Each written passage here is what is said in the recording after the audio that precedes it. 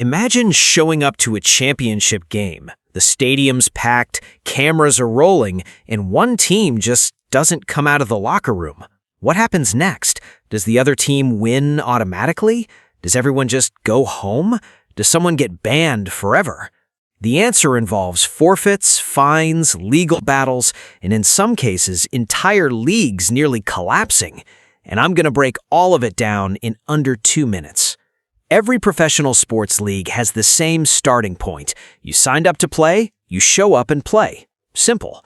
Except it's not, because refusing to play looks very different depending on why it's happening and which sport we're talking about. In most leagues, if your team doesn't take the field, court, or pitch, you lose, automatically, no debate. The scorebook reads something like 3-0 or 20-0, depending on the sport, and that loss counts against you in the standings. Think of it as the league saying, "We didn't even need to watch. You lost before it started." Here's where it gets interesting. The forfeit is almost never the only punishment. Leagues also hit you with fines, sometimes massive ones. The NBA, NFL, and FIFA all have financial penalties baked right into their rulebooks specifically for this scenario. Because beyond the game itself, broadcasters paid for airtime, sponsors paid for exposure, and fans bought tickets. When a team doesn't show, everyone loses money, except the lawyers. This isn't hypothetical. It's happened. In 2004, the Indiana Pacers and Detroit Pistons brawl got so bad that the NBA suspended 9 players mid-game, effectively forcing the Pacers to finish with whoever was left. In international soccer, teams have withdrawn from matches for political reasons and received multi-year bans from FIFA. In theory, refusing feels like a power move. In practice, it almost always ends with the refusing team getting destroyed, financially and reputationally. Now here's where it gets genuinely complicated.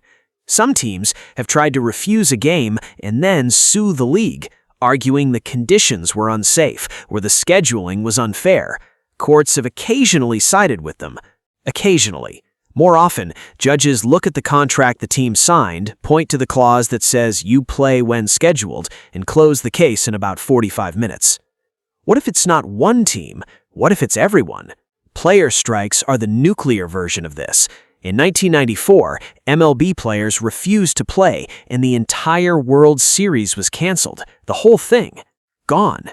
Fans were furious, owners were furious, everyone lost billions. It took years to rebuild trust. So yes, refusing to play works, but the cost is almost always catastrophic for everyone involved. In some extreme cases, genuine safety threats, natural disasters, or documented hostile conditions, leagues will actually excuse a team from playing without penalty. But the bar for that is extraordinarily high. "We don't like the referee" doesn't qualify. "There's a hurricane" does. You know the type of team that tries to use the first excuse. So here's where we started, one team not leaving the locker room. And here's what we now know.